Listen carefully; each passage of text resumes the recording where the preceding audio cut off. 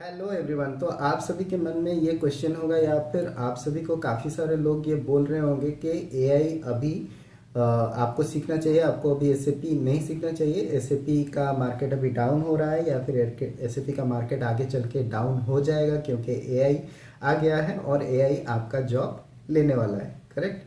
तो क्या ये सही है, क्या है गलत, आज हम जानेंगे इस वीडियो में। आज हम डिस्कस करेंगे इस वीडियो में, तो बने रहिए इस वीडियो में और आखिरी तक बने रहिए। आपको सारी बातें, सारी एआई के बारे में जानकारी आपको इस वीडियो में मिल जाएगा। क्या आपको करना चाहिए, क्या आपको नहीं करना चाहिए, वो सारी चीज़ें आपको जानने के लिए मिल जाएगा। तो बेसिकली सबसे पहले समझ लेते हैं कि एआई क्या होता है और एआई कैसे आपका जॉब कट कर सकता है। राइट? तो एआई सबसे पहले एक आर्टिफिशियल इंटेलिजेंस है जो आपके दिए गए डेटा के ऊपर, आपके दिए गए इंफॉर्मेशन के ऊपर काम करेगा। या तो वो कुछ काम कर सकता है या तो फिर कुछ आपको इंफॉर्मेशन दे सकता है। जैसे आप काफ़ी सारे, अगर आप देखो तो आप वीडियो क्लिप्स एडिट कर रहे हो, आप कुछ चीज़ें बना रहे हो तो उसमें आपको एआई हेल्प करता है। आप एक वीडियो क्लिप बना रहे हो, उस पर आपको एआई हेल्प करता है। या फिर आप चैट जीपीटी से कोई क्वेश्चन पूछ रहे हो तो चैट जीपीटी आपको आंसर करता है, क्या उसका सोल्यूशन होना चाहिए, क्या उसका आंसर होना चाहिए, वो सारी चीज़ें आपको मिल जाती है। तो एआई ये काम करता है। तो एसएपी के अंदर क्या एआई हमारा जॉब या फिर कंसल्टेंट का जॉब जो है वो रिड्यूस कर सकती है। तो कंसल्टिंग का जो जॉब है उसमें दो पार्ट आता है। एक होता है कंसल्टिंग का, स्ट्रैटेजिक कंसल्टिंग का, और दूसरा पार्ट होता है कॉन्फ़िगरेशन या फिर जो सिस्टम में हम लोग कॉन्फ़िगर करते हैं। करेक्ट? तो configuration part, a can do the configuration, there is no doubt about it. But अगर हम मान के चले कि strategic consulting, so strategic consulting definitely consulting के लिए कंसल्टिंग स्किल्स आना चाहिए और जो बिना ह्यूमन के पॉसिबल नहीं होता है। तो अगर मैं आपको बोलूँ कि क्या आप एआई डॉक्टर के साथ जाओगे, क्या आप रियल डॉक्टर के पास जाओगे अपना, जब आपका तबीयत ख़राब होता है आप डॉक्टर के पास जाओगे, या आप एआई से पूछ के आप लिख लोगे कि मुझे खांसी हो रही है, मुझे बुखार हो रही है और मुझे मेडिसिन लिख के दो? क्या आप ऐसा करोगे? नॉर्मली नहीं करोगे। राइट? तो जो कंसल्टिंग का काम है वो जो कंसल्टेंट होता है उन्हीं के लिए बेटर होता है और वही लोग कर सकते हैं। और जब ये सर्वे किया गया काफ़ी सारे कंपनियों के साथ कि क्या वो एआई से ह्यूमन को रिप्लेस करना चाहते हैं, तो most of the clients and companies they said that they will like to have a copilot. मतलब वो साथ साथ में ही चलाना चाहते हैं कि एआई भी रहे एंड ह्यूमन भी रहे। क्योंकि जब डिसीजन लेने की बात, हो सकता है कि एआई आपको सारा रिपोर्ट निकाल के दे, लेकिन जब वहाँ से डिसीजन लेने की बारी आए तो वो ह्यूमन टच वहाँ पे होना ज़रूरी है। तो इसी के लिए एआई आपका जॉब रिप्लेस नहीं कर सकता है, लेकिन एआई आपको बहुत ज़्यादा हेल्प कर सकता है। तो क्या हेल्प कर सकता है वो हम नेक्स्ट क्लास में, अगले आने वाले क्लास में हम डिस्कस करेंगे कि एआई कैसे एसएपी में हेल्प कर रहा है, क्या हेल्प कर रहा है, वो हम डिटेल्स जानेंगे नेक्स्ट क्लास में। तो आज के क्लास में हम बस जानते हैं कि कैसे एआई क्या क्या चीज़ें एसएपी में कर सकता है। ठीक है?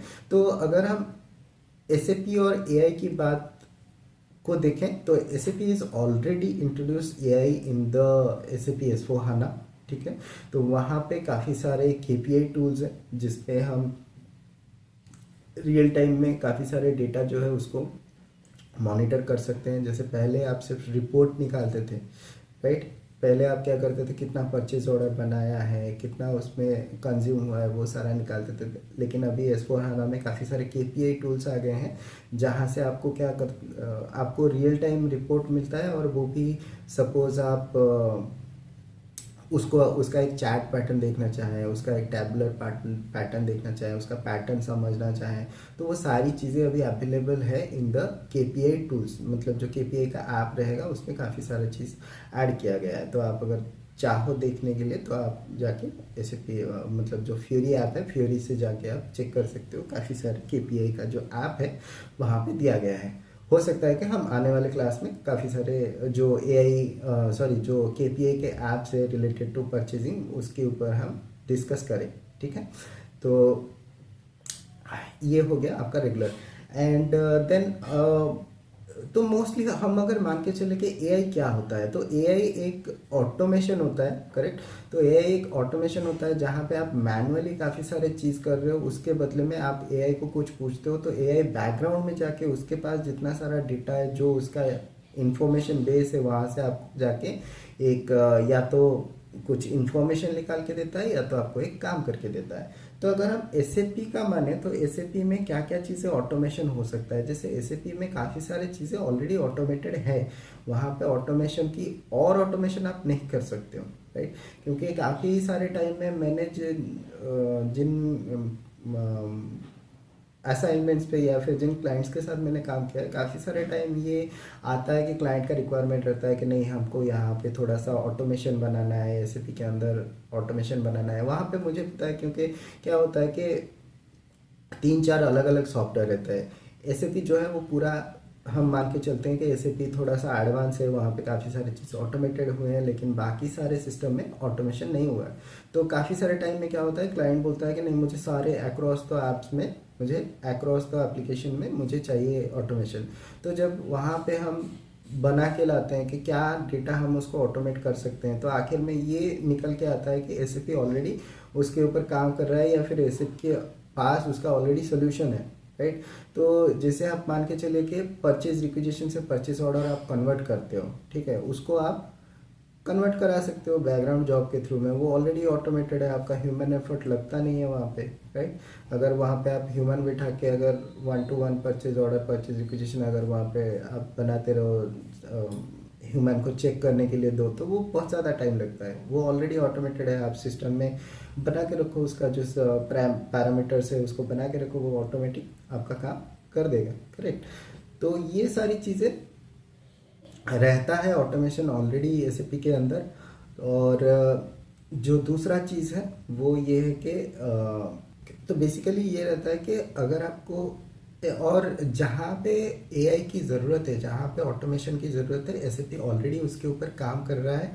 एसएपी में ऑलरेडी हम लोग एआई यूज़ करते हैं, काफ़ी सारे चीज़ों में हेल्प होता है। कहाँ पे हेल्प होता है, क्या हेल्प होता है, वो हम आगे नेक्स्ट क्लास में हम जानेंगे, नेक्स्ट सेशन में हम जानेंगे कि एआई कैसे हेल्प कर रहा है इन द प्रोजेक्ट्स में, कैसे हेल्प कर रहा है हमारे यूज़र्स को या फिर हमारे कंसल्टेंट को उनके जॉब इजीली करने के लिए, वो हम जानेंगे अगले वाले क्लास में।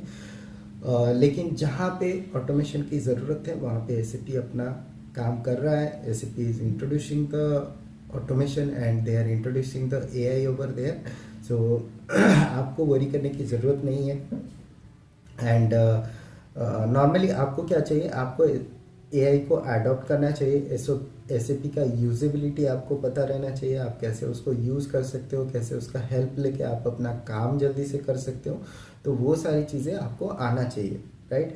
तो ये सारी चीज़ों के ऊपर आपको कॉन्सेंट्रेट करना चाहिए। एंड जो एआई है वो कंसल्टिंग या फिर कंसल्टेंट का जॉब नहीं लेगा in most of the senses, but हो सकता है कि कुछ चीज़ों में जो है रिडक्शन आए, लेकिन जो रिडक्शन आता है वो इटरनल है, ठीक है, वो हमेशा ही चलता रहता है। अगर आज कोई कंपनी कॉस्ट कटिंग करती है तो वो भी काफ़ी सारे कंसल्टेंट्स को हटा देती है। तो आपको ऐसा नहीं है कि आपको जो है एआई के वजह से कोई खतरा है। आपको इतना है कि आप जो अपना काम कर रहे हो वो आप अच्छे से करो, एंड आपको जो है अपडेटेड नॉलेज सारी चीज़ों के ऊपर आना चाहिए। जैसे अगर एआई अभी अपडेट में है, देन आपको एआई का जो है सारी नॉलेज भी होना चाहिए।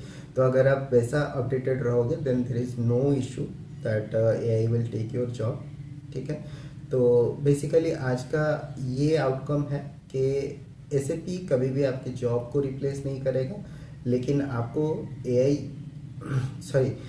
कभी आपके जॉब को रिप्लेस नहीं करेगा, लेकिन आपको एआई को यूज़ करना आना चाहिए। जैसे पहले आपको अडेप्टेबिलिटी के ऊपर ध्यान देना चाहिए कि जैसा सिस्टम आ रहा है उसी के ऊपर हमको अडेप्ट करना है।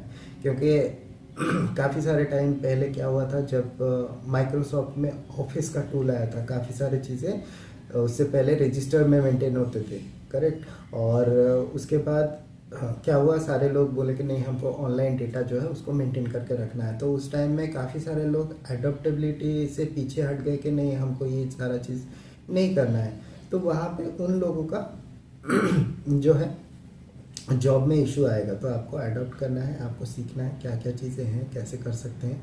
वो सारी चीज़ें हम आने वाले क्लासेस पे डिस्कस करेंगे, क्या क्या आप हेल्प ले सकते हो। जैसे एक एग्जांपल मैं देता हूँ कि जैसे काफ़ी लोग क्वेश्चन पूछते हैं ग्रुप्स में या फिर अपने दोस्तों को, या फिर गूगल पे आप जाके टाइप करते हो, सर्च करते हो, आपको अपना आंसर सही से नहीं मिलता है, लेकिन आप चैट जीपीटी को जाके एक अच्छा सा कमांड लिख के, एक प्रॉपर कमांड लिख के आप वहाँ पे पूछ सकते हो कि कैसे, सपोज़ आप इंटरव्यू के क्वेश्चन जानना चाहते हो, या फिर आप सपोज़ कोई टॉपिक के बारे में जानना चाहते हो, तो आप वहाँ पे एक प्रॉपर कमांड देके आप वहाँ पे पूछ सकते हो। तो आपको जो है चैट जीपीटी हो गया या फिर अदर जो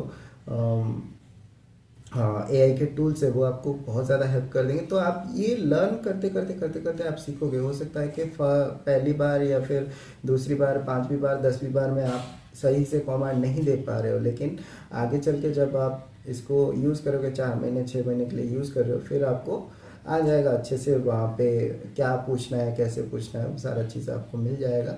तो उससे आपका जॉब जो है वो हेल्पफुल हो जाएगा। करेक्ट, आपका जॉब यानी कि आप अगर पढ़ रहे हो तो पढ़ाई में हेल्प हो जाएगा, अगर आप जॉब कर रहे हो तो जॉब में भी हेल्प हो जाएगा। आपको यूज़ करना आना चाहिए। तो ये था आज का क्लास, और जो है हम अपना रेगुलर क्लासेस भी चालू करेंगे। काफ़ी दिन हो गया, मेरा तबीयत ठीक नहीं था, आप देख पा रहे हो कि काफ़ी सारे टाइम में ये जो थ्रोट क्लियर नहीं हो रहा है, तो उसकी वजह से मैं क्लास उसको कंटिन्यू नहीं कर पा रहा हूँ। इंग्लिश चैनल में हमारा जो वीडियोस है वो कंटिन्यूसली आ रहे हैं, तो please do subscribe to the Hindi channel and the English channel, both of the channels do subscribe, right. And classes and topics will be coming shortly for you, okay। so ऐसे ऐसे जो topics है जिनके ऊपर आप सुनना चाहते हैं, आप जानना चाहते हैं, वही सारे वीडियोस के ऊपर हम क्लासेस लाएंगे और क्लासेस लाते रहते हैं। तो प्लीज़ डू सब्सक्राइब, इसको सब्सक्राइब कीजिए और अपने दोस्तों के साथ शेयर कीजिए। मैं कभी ये बोलता नहीं हूँ, लेकिन आप लोग कर देते हो। एंड हिंदी चैनल में we are a family of around 18,000 subscriber हम टच कर रहे हैं। 18,000 का फैमिली हो गया है, thank you for that one. And English channel में we are starting, so around 300 और 250 के अराउंड सब्सक्राइबर, या फिर वहाँ पे हमारा इंग्लिश का जो फैमिली है वो है। तो वहाँ पे भी सब्सक्राइब कीजिए, और बोथ ऑफ द चैनल्स में हम इंग्लिश में एंड हिंदी में काफ़ी सारे टॉपिक्स जो है वो हम लाते रहेंगे। तो that's it for today, we will meet up in the next class. Till then, bye bye and take care.